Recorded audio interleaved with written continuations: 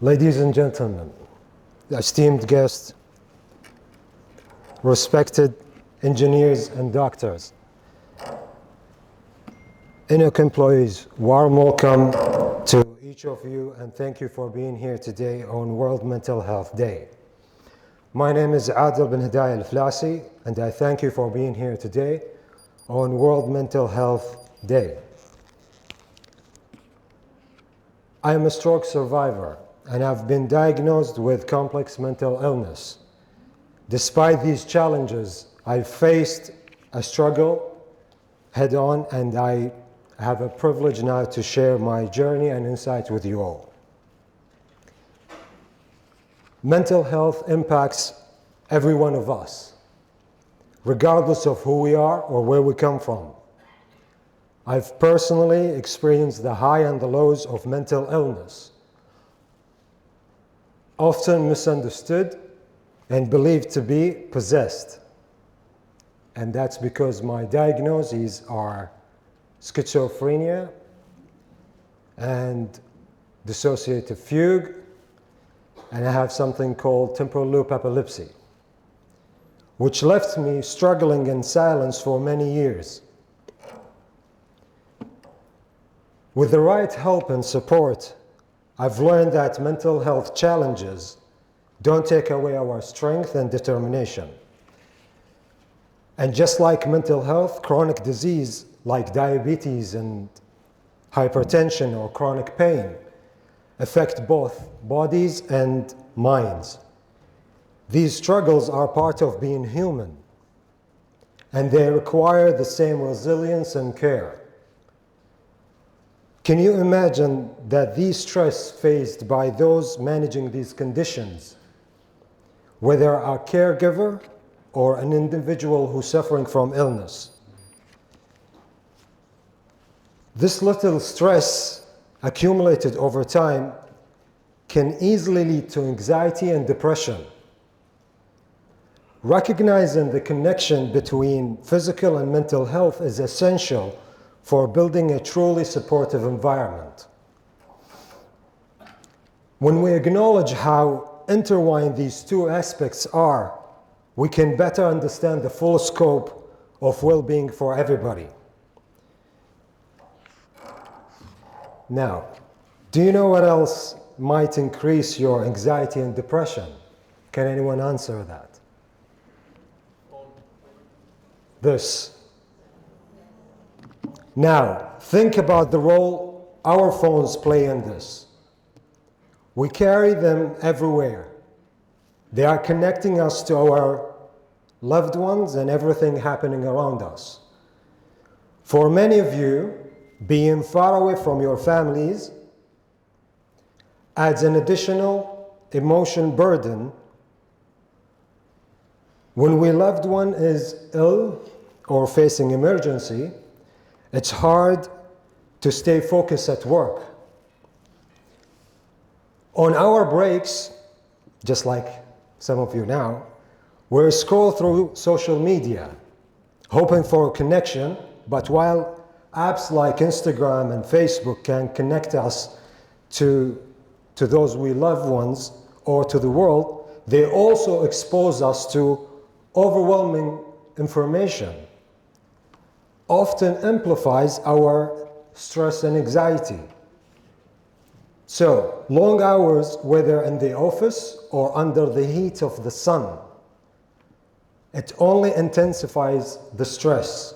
Over time, this takes a toll on both your mental and physical health. But you won't be carrying this burden alone. Today, our leaders aren't just discussing mental health. They are actively paving the way to create more supportive environment. They are committed to ensure that everyone has access to mental health resources they need. This commitment isn't just about improving individuals' well-being. It's about creating a foundation for a workplace where everyone can thrive, where mental health and physical health are prioritized. where every voice is heard and valued. I want to share what gave me the strength to overcome my challenges. It wasn't just about the treatment. It was the genuine care and understanding of someone who believed in me when I did not believe in myself. And that is Dr. Nahda. She guided me when I struggled to believe in myself for those many years. I used to think that I had superpowers because I can see things and I can hear things and I can smell things that none of you can, especially if they were diagnosed as schizophrenia. So, she helped me understand my condition, my diagnoses, my illness, and to take the right steps, and ultimately gave me the confidence to share my story with you all today. Thanks to her support, I was able to regain control of my life and eventually be recognized as a mental health hero, receiving an award for overcoming barriers.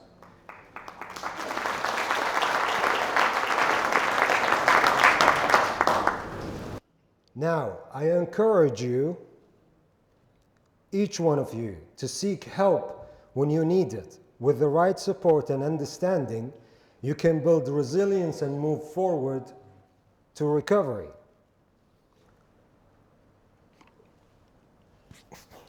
Dear managers and heads, please listen carefully. Healing goes beyond medication and diagnoses. It's about giving every employee and worker, no matter their role or income, the chance to live healthy, meaningful life is essential.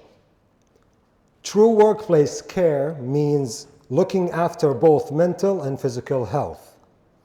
When we invest in the holistic well-being of our employees, we are not just helping them as individuals. We are strengthening the entire organization. This is the environment we need to create, where everyone feels valued and supported. Not every challenge requires medical treatment. Sometimes all you need is someone to listen, to make you feel safe and understood. Sometimes it is as simple as someone asking you if you had breakfast today. Or you need an outlet that allows you to release your stress in your own way. Each one of us copes differently. For some, physical activities may not be the answer. Others may find comfort in creative art, such as drawing, painting, or playing an instrument. Speaking of painting, those are my paintings over there.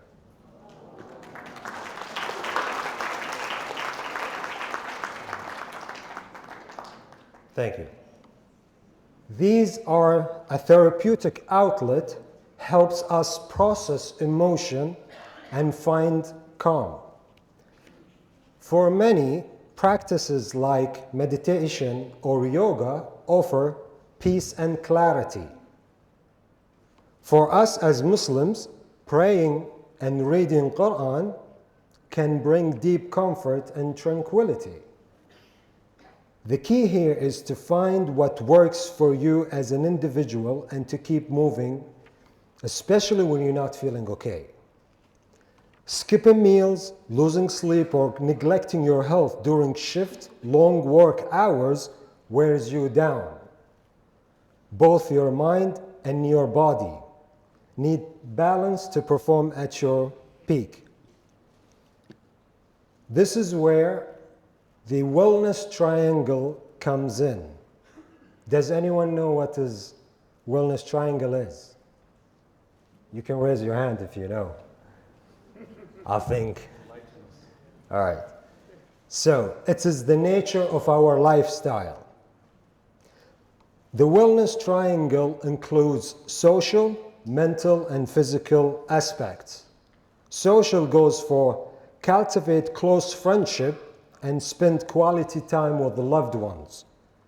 Mental, find a ways to release your stress before it becomes severe. Physical, quality sleep per night, balanced nutrition, and appropriate physical activity. The wellness triangle is the backbone of mental well-being. You cannot skip meal, sleep, meditation, and then work long hours in a tough condition without it affecting your mind and body. Do you guys remember Ramadan? How many of us are fasting and feeling grumpy at the same time, right? This brings me to my final point where we must take a holistic approach in the workplace to maintain a high performance. By doing so, we can avoid unnecessary health issues in the long term, saving both employees and employer from a greater cost. To support this, search for Gallup Workplace Report. It shows that disengaged and actively disengaged employees can cost organizations significantly more than engaged workers. Why do you think so many employees are disengaged? I will leave this question with you. But where I come from, I can tell you supporting well-being is not just a health priority. It's a business one too. My journey has taught me that the value of resilience, and I believe that strength exists in each one of you. You may be far from your families, facing challenges I cannot even imagine. But I know that you are strong, capable, and deserving of support. Today, we are taking steps to ensure that support is available to you. Wherever you are on your journey, together we can create an environment where mental health is discussed openly and without shame. A community where we stand strong for one another. A truly supportive workplace starts with awareness, empathy, and action, ensuring everyone can thrive and live a life of resilience and well-being. As I conclude, I want to thank our beloved leaders and the leadership of our government. I would like to express my heartfelt gratitude and appreciation to His Highness Sheikh Hamdan bin Mohammed bin Rashid Al Maktoum, Crown Prince of Dubai, Deputy Prime Minister and Minister of Defense, and the Chairman of the Executive Council of Dubai, for his recent announcement of mental wealth framework. This is a visionary move that supports mental health for all. And to His Highness Sheikh Abdullah bin Zayed Al Nahyan, Deputy Prime Minister and Minister of Foreign Affairs, for shining the lights on mental and social health for all. And with the leadership of our beloved Mother of the Nation, Al-Imarat, Her Highness Sheikha Fatima bint Mubarak, for their tireless effort and for taking powerful steps towards ensuring that mental health is woven into fabric of our families and society. I also wish to extend my gratitude to Enoch and Dr. Alayla for giving me this opportunity to share my journey with you today. Together, let's continue to build a world where everyone feels heard, supported, and empowered. And remember, there is no wealth without health, and there is no health without mental health. Thank you.